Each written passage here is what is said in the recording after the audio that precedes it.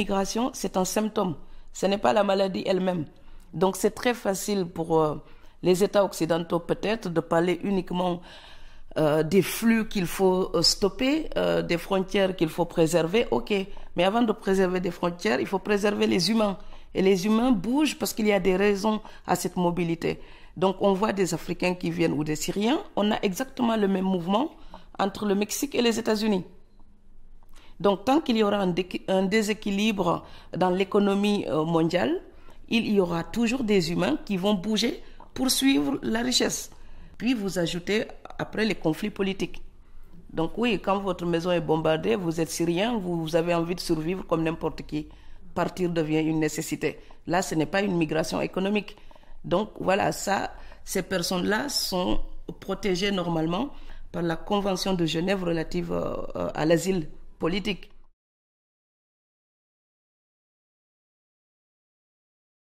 C'est simple, vous regardez l'Allemagne par exemple, le nombre de personnes aujourd'hui, des gens qui partent à la retraite, ce nombre-là est absolument supérieur au nombre de jeunes qui rentrent dans le marché, sur le marché de l'emploi.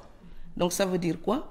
Eh bien, la jeunesse qui débarque, même si elle arrive d'une manière absolument terrible, poussée par la guerre ou la crise économique, eh bien, ces gens-là sont nécessaires à l'économie européenne. Et puis vous savez, ne soyons pas dupes.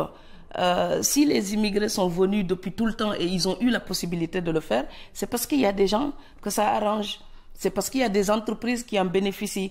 Donc ce serait aussi bien de faire la balance économique entre ce que les immigrés coûtent à l'Europe et ce que les immigrés rapportent à l'Europe. Voilà, parce que quand les gens travaillent, ils payent des impôts. Vous savez, même un immigré qui ne travaille pas, quand il va acheter son pain, il contribue dans l'économie.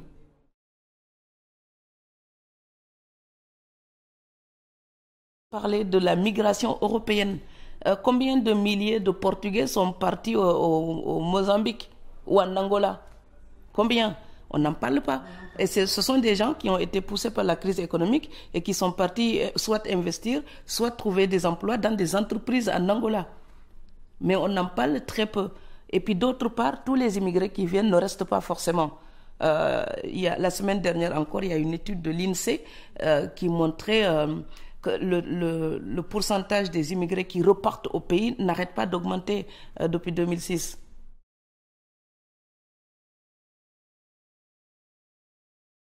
L'immigré, c'est celui qui part pour des raisons économiques ou politiques et veut travailler et revenir investir ou peu importe, améliorer son destin par ce biais-là.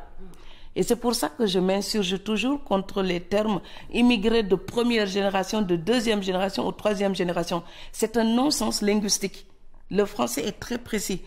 L'immigré, c'est celui qui débarque avec sa petite valise et qui a quitté une terre d'origine pour une nouvelle terre. Une fois installés, les enfants auxquels l'immigré donne naissance, ces enfants-là ne peuvent absolument pas hériter de ce statut puisque eux, ils n'ont quitté aucun territoire. On ne peut pas rester étranger à durée indéterminée. On est toujours étranger d'une manière provisoire. Quand on est naturalisé, on n'est plus étranger. Quand on a un titre de séjour pour longtemps et qu'on ne peut pas participer aux élections, on est étranger. Donc l'étranger, c'est celui qui n'a pas la nationalité ou qui ne peut pas participer au vote national. C'est comme un invité, c'est quelqu'un qui appartient à l'ailleurs et qui reste sous la tutelle de l'ailleurs. Une fois rattaché à la communauté nationale, le désigner étranger uniquement parce qu'il est noir ou arabe, c'est tout simplement du racisme. Voilà, aujourd'hui, il faut juste dire qu'il n'y a plus une adéquation entre la couleur et la frontière géographique. Voilà, noir ne veut plus dire forcément africain. Il y a des noirs qui sont nés en Europe, c'est des Européens noirs.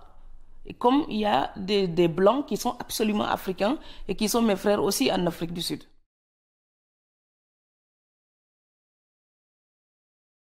L'article 13 de la Déclaration universelle des droits de l'homme, tout individu a le droit de choisir librement sa résidence à l'intérieur d'un État. Ok? Ok. Et tout individu, l'alinéa 2, tout individu a le droit de quitter tout pays, y compris le sien, mais aussi le droit de revenir. Il y a toutes sortes de retours, comme il y a toutes sortes d'immigration.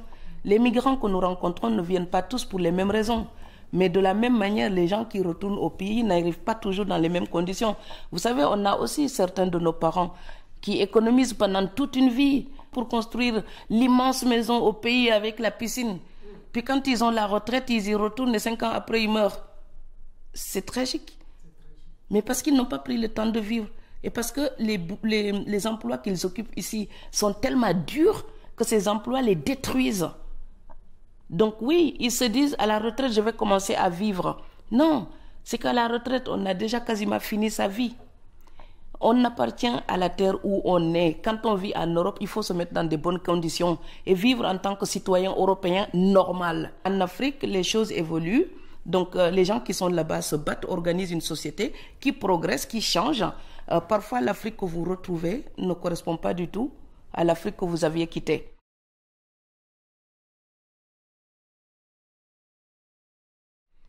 Personnellement, j'en ai vraiment assez de ce clivage blanc, noir, européen, africain, africain, européen, noir et blanc. Je n'en peux plus. L'histoire a eu lieu, ok? Il y a eu un contact entre l'Europe et l'Afrique, ok? Ça a été violent, tout le monde le sait. Passer le reste des siècles à venir à le répéter ne changera strictement rien. Donc maintenant, pour moi, ce qui serait utile, c'est de dire, ok, on a un passé commun avec des choses négatives. Maintenant, imaginons des choses positives entre nous aujourd'hui. Donc, il faut que l'Afrique perde son complexe d'infériorité, son complexe colonial, et commence à regarder l'Europe comme un partenaire de négociation d'égal à égal. Et il faut que les Européens perdent leur complexe colonial aussi, leur complexe de supériorité. Donc voilà, et quand ils nous regardent, c'est pas l'Africain, c'est mon semblable être humain qui a les mêmes droits que moi. Donc il faut qu'ils arrêtent d'exploiter l'Afrique et de nous donner les restes de ce qu'ils nous prennent et nous vendre ça comme de l'aide humanitaire. Donc voilà, il y a des complexes des deux côtés. L'Afrique, le complexe d'infériorité, l'Europe, le complexe de supériorité. Et alors, aller faire de l'aide humanitaire en Afrique, vous savez, quand les Européens viennent investir en Afrique, ils appellent ça de l'aide au développement. Mais ils viennent gagner de l'argent, c'est tout bêtement et cyniquement du business. Donc il faut juste qu'ils soient assez intègres pour dire on fait des affaires avec les Africains. Et puis il faut que les Africains aussi arrêtent de se lamenter sur leur sort. Ah, la colonisation, je suis désolé. Maintenant, quand quelqu'un détourne des milliards de son pays, ce n'est pas la colonisation. Voilà, ce sont les défaillances des dirigeants africains d'aujourd'hui. Et il faut arrêter de se dédouaner à bon compte. Voilà, pour se regarder maintenant d'égal à égal et réclamer un monde meilleur et pacifiste. Voilà, sans le racisme. Parce que voilà, les populistes européens là, je pense qu'en fait, ils mangent un peu trop de tabasco et ils deviennent de plus en plus stupides. Et moi aussi, j'en peux plus.